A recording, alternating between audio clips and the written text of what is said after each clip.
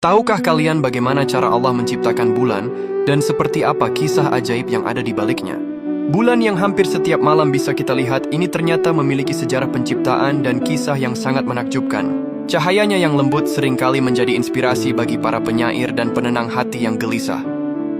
Namun lebih dari sekadar pemanis malam, bulan menyimpan kisah penciptaan dan fungsi yang luar biasa yang semuanya telah diabadikan dengan indah dalam kitab suci Al-Quran. Al-Quran tidak merinci proses penciptaan bulan secara terpisah dalam satu ayat spesifik yang berdiri sendiri. Sebaliknya, penciptaan bulan adalah bagian dari penciptaan alam semesta yang agung. Dahulu, Allah menciptakan langit dan bumi, termasuk matahari, bulan, dan bintang-bintang hanya dalam 6 masa.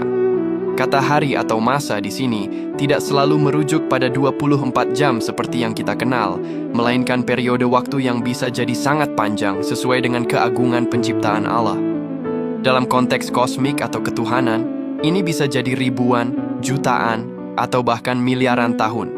Allah berfirman dalam surah Al-Anbiya ayat 33, "Dan dialah yang telah menciptakan malam dan siang, matahari dan bulan. Masing-masing dari keduanya itu beredar di dalam garis edarnya."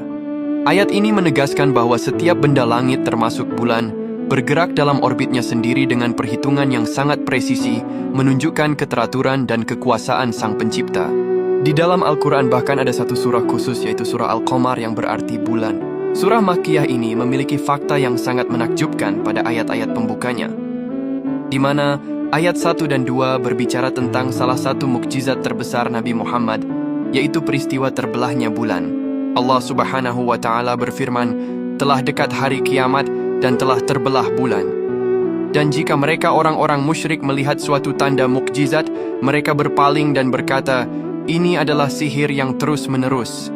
Kisah ini menceritakan bagaimana Nabi Muhammad menunjukkan bukti kenabiannya kepada kaum musyrik Mekah, yaitu dengan melakukan pembelahan terhadap bulan atas seizin Allah.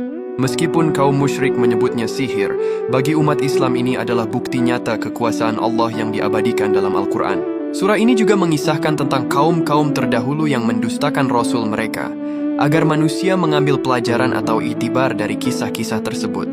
Al-Quran dengan jelas menggarisbawahi tujuan penciptaan bulan yang sangat fungsional bagi kehidupan manusia. Tujuan yang pertama, yaitu sebagai penanda waktu dan penanggalan. Fase-fase bulan berfungsi sebagai kalender alami. Ini sangat vital dalam menentukan bulan-bulan penting dalam Islam, seperti awal dan akhir bulan suci Ramadan, musim haji, dan hari raya. Tujuan yang kedua, yaitu sebagai tanda kekuasaan Allah. Keberadaan dan keteraturan gerak bulan adalah salah satu tanda kebesaran Allah